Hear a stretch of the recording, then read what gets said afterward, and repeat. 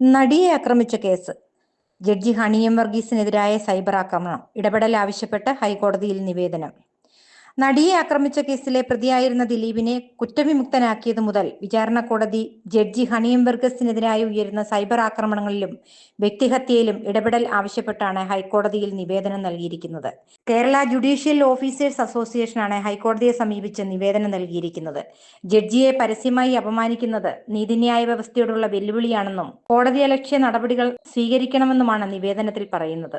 അപകീർത്തികരമായ ഉള്ളടക്കങ്ങൾ നീക്കം ചെയ്യാൻ സോഷ്യൽ മീഡിയ പ്ലാറ്റ്ഫോമുകൾക്ക് നിർദ്ദേശം നൽകണമെന്നും നിവേദനത്തിൽ ആവശ്യപ്പെടുന്നു. നടി ആക്രമിക്കപ്പെട്ട കേസിന്റെ വിധിക്ക് പിന്നാലെയാണ് എറണാകുളം ജില്ലാ പ്രിൻസിപ്പൽ സെഷൻസ് കോടതി ജഡ്ജി ഹണി എം വർഗീസിനെതിരെ രൂക്ഷമായ സൈബർ ആക്രമണം ഉണ്ടായത്.